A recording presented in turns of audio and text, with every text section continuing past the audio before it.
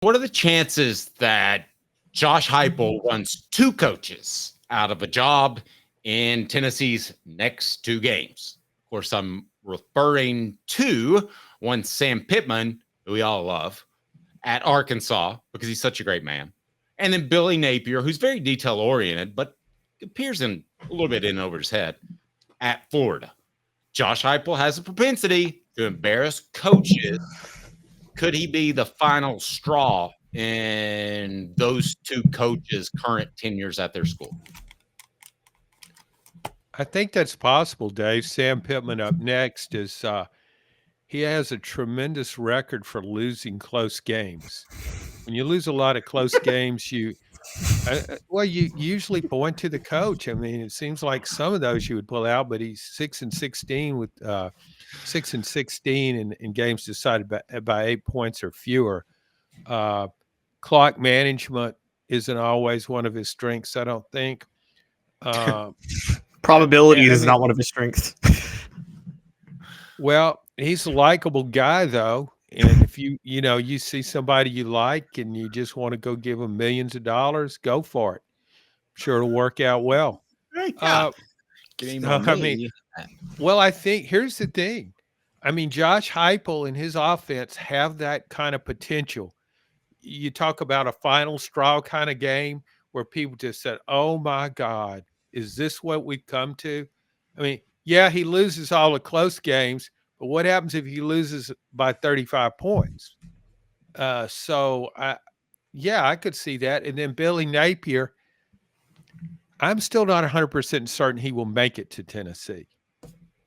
If Florida loses to UCF after UCF just got hammered by Colorado, if suddenly he's 0-2 in the swamp against UCF and Miami, two in-state schools, isn't it time to pull the plug?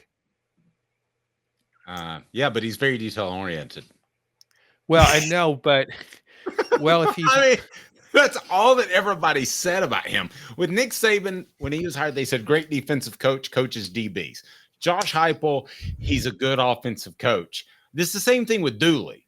Like, what's your expertise being detail oriented? So he takes good notes and he's able to utilize Microsoft Outlook. Okay, so I'm going to go ahead and say this up front. Billy Napier is more likely to get fired right after playing Josh Heupel than Sam Pittman. I think Arkansas fans really badly want Sam Pittman to work out, so they're going to give him every chance to try to turn this around. Really? I do. I know. Because, John, here's the thing, and there's two sides of being a head coach. There's being the great motivator that your kids want to play for, and then there's actually getting like the probabilities and clock management and basic in-game decisions right. Sam Pittman is like he scores 1,000 on one and scores like 0 on the other, and so I actually think that he'll have his kids wanting to play, trying their hardest against Tennessee. Whereas I think with Florida, the team has already quit on Billy Napier, so I think Tennessee could just light up Florida more than they even will Arkansas. And combined with the fact that, I think Florida is so ready to be done with Napier. So between the two, Josh Heupel might get both fired. But he's more likely to get Billy Napier fired the following Monday. Well, do you agree, though, that there's a chance Napier doesn't make it to the Tennessee game? I mean, I think Napier should beat UCF at home off a bye. As much, I mean, well, he should, I think, but it's a toss-up game, so there's a chance he would lose. I just think if he loses another game in the swamp, that would be his third loss in the swamp in the first half of the season, and the tough part of his schedule is yet to come. Okay, this is going to sound absurd, but that won't be the first time. Not at all. No, it's a 25-year history of that. But in the immediate future, which is the better job, Arkansas or Florida? Because Florida has administrative issues just like Tennessee had, and they hired Bullet Head because they had no other option because all the coaches turned them down. So my question to you, John, is right now in the immediate future, not once Florida gets its act together in 5 years, but right now, what's the better job? I still think it's Florida. I'm not so sure that Arkansas had its NIL house in order when we started going to play for pay. Because Arkansas has money. It's got some very well-heeled boosters. But I'm not seeing that evidence on the field. So I kind of wonder about that. I don't know. I don't have any inside info on that, how it's done, but that's just my general impression. I just think it's harder to get good players at Arkansas than it is at Florida. I don't think Florida is as good a job as some people think it is. If I were Lane Kiffin, for example, I would think long and hard before I left Ole Miss for Florida. Why? Because he's proved you can win at Ole Miss, and they have their NIL house in order. He's very effective going in the transfer portal. And if you can get the best players in Mississippi consistently, you can be really good. You don't have as many of them, but per capita, there's quite a few guys. If you could consistently beat Mississippi State by a wide margin, I think you can have a pretty potent team. And Kiffin's been able to get players from everywhere. The thing about Florida is everybody recruits in Florida. Every school in the country, just about, except maybe Kent State. I don't think Kent State recruits Florida. I'm kidding, Dave. Okay. I think it's a challenging job, and I agree with you. It's got an interim president.